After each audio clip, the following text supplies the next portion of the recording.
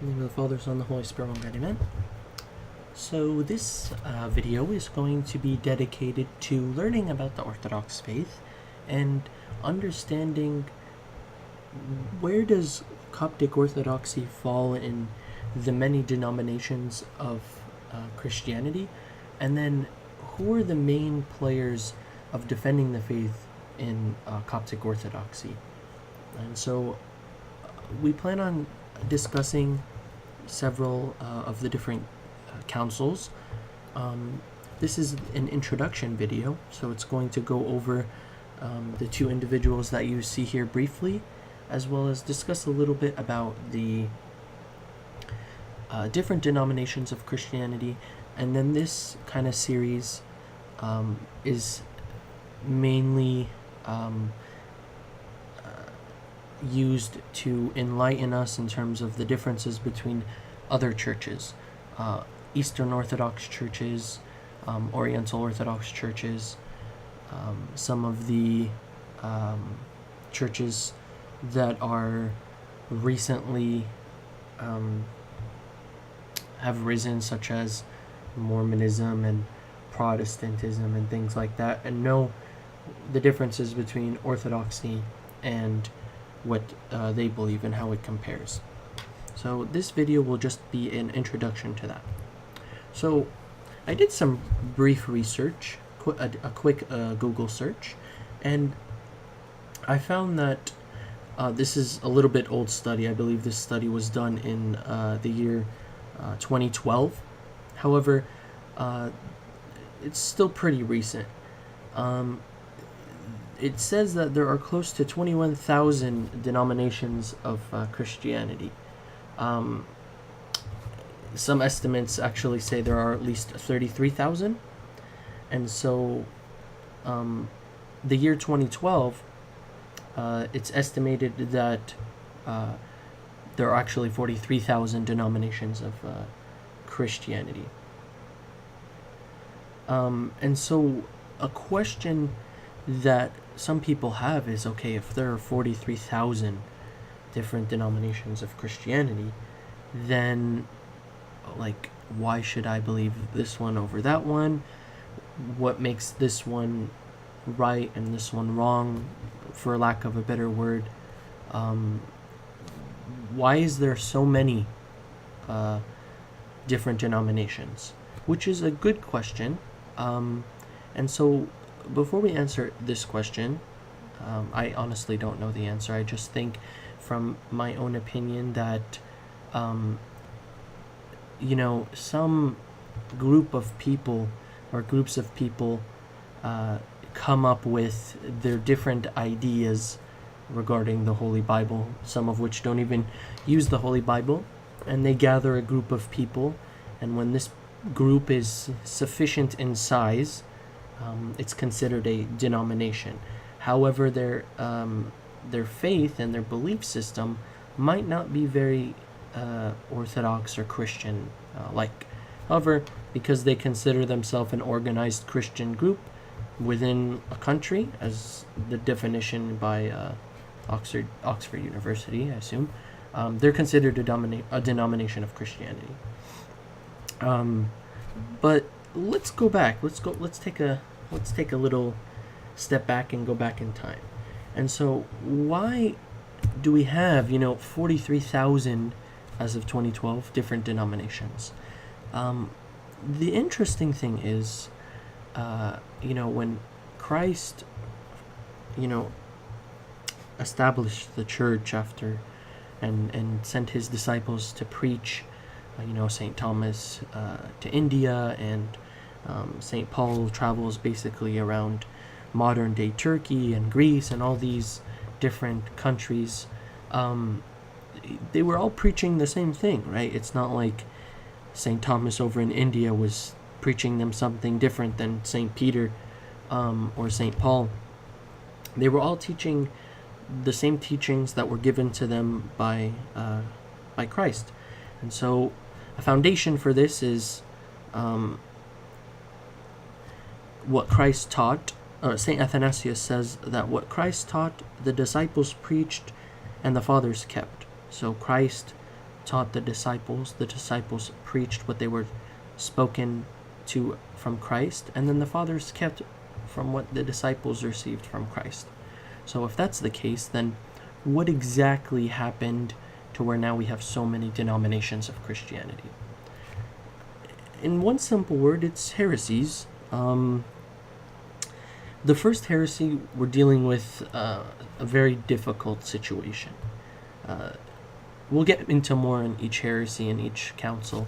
However, in its simplicity, basically the heresies are more or less what attribute to this vast majority of so many denominations of Christianity. Because at the beginning, there was one church. That's why in the liturgy we pray, we ask you, O Christ, confirm the foundation of the church, and then towards the end we say, may the schisms of the church cease. نعم نسألك يا مسيح إلهنا ثبت أساس الكنيسة. And so in that sense we pray every time that we can once join the churches together as they were. Now, of course, each church has their views on different things like Catholicism, Protestantism, and things like that are far from, or a little bit, Catholicism not as much, but Protestantism is a little bit far from Orthodoxy. And so we pray that in the future we can actually join the whole church and become one body. And so the devil is tricky in this sense. He's like, okay, I can't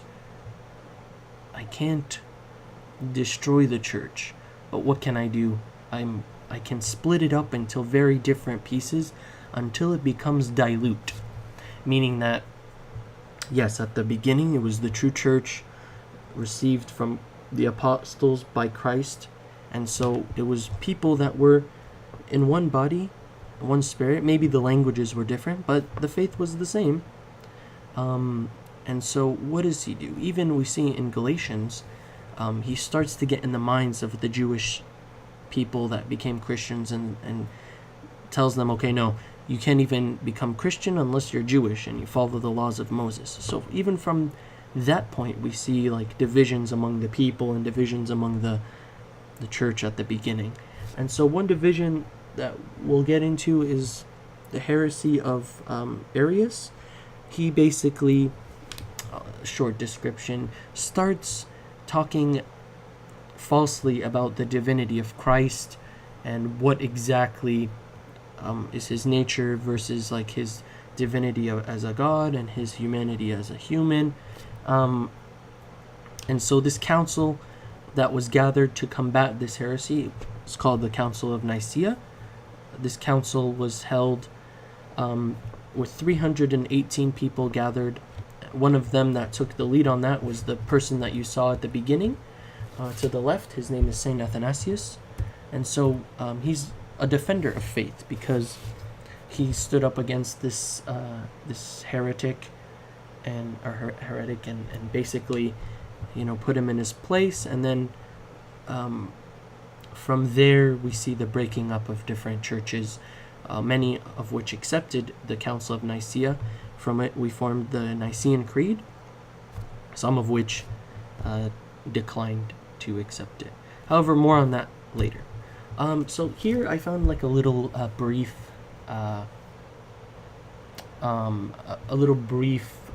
little chart about what happened and how it branches off. And so you'll see here we are the purple line. So we're not that far from the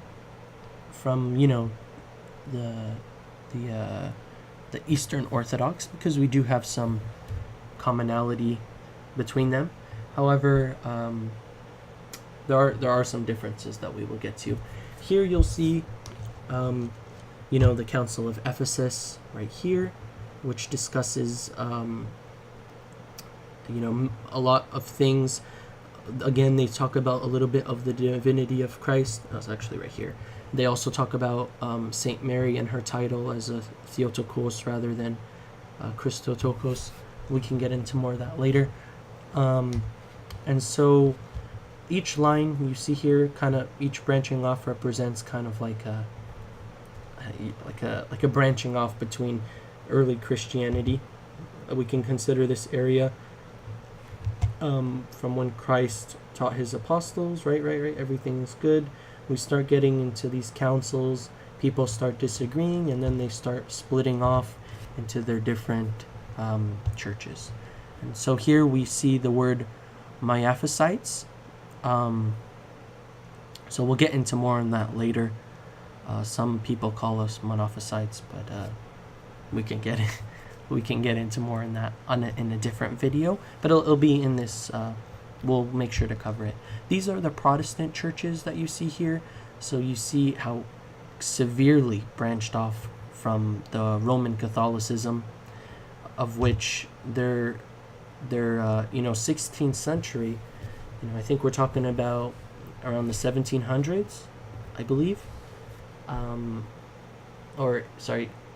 1500s. And so,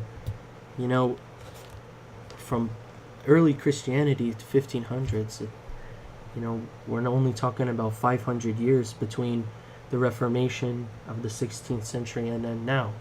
So the Church of the Protestants is not that very old, whereas some of our Eastern Orthodox, Oriental Orthodox, even Roman Catholicism, we're talking like right when, the era of the apostles and the disciples and Christ himself. So this Reformation occurred pretty recently in terms of the timeline of early Christianity. So we see, like Lutheranism, Anglicanism, Anabaptism, all that, Calvinism, that's a big one. And even, the funny thing is, even you have some branching off of their own Protestant church into different ones. So out of Calvinism comes Restorationalism.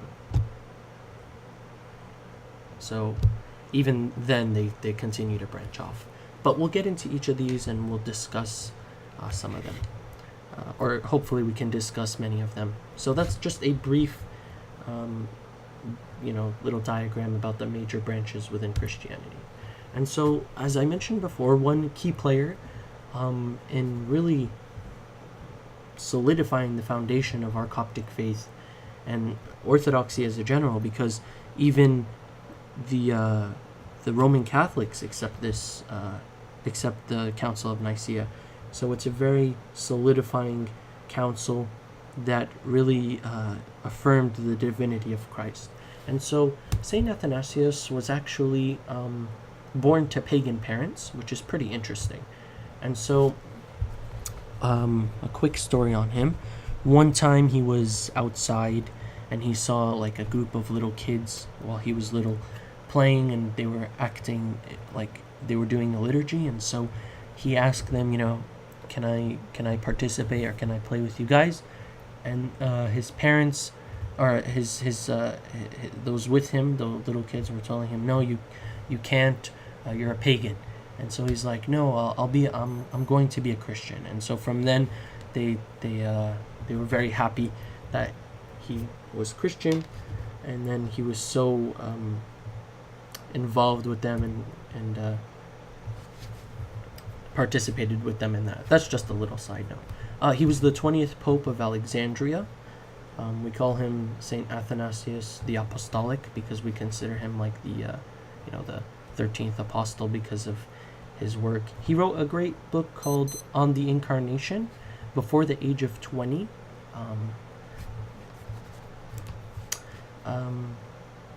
And he was the first person to identify the first 27 books of the New Testament that we use today. 16 years of his papacy he spent in exile, and then he was the main author of the Nicene Creed, giving him the title the Defender of Faith. And so he participated in the First Council of Nicaea in 325 while he was still a deacon by Pope Alexander. And so he was still a deacon while he helped him. He was basically taking lead in this council, and he was a mere deacon. Like I said, he's called the 13th disciple. Many people overlook this, but he was a disciple of Saint Anthony. He wrote a book on Saint Anthony. As mentioned before, he was, exiled 5 times, and he fought Arius and his followers. Another key player, we call him the Pillar of Faith, is Saint Cyril of Alexandria, or Saint Cyril the First, or Saint Crolus, and he was the first of the 6 that we have. So he was born in 376. He became pope in the year 412. He played a huge role in the Council of Ephesus, which discussed the naming of Our Lady Saint Mary the Theotokos, which was brought up by Nestorius and his followers. And so this video was mainly just a introduction to the various, just kind of like a taste of what we're going to expect from future videos. And so stay tuned for the next video. I think we're going to do our first council, and then talk about some of the churches that accept it, some of the ones that don't, and what exactly happened during that council. So I'll see you in the next video.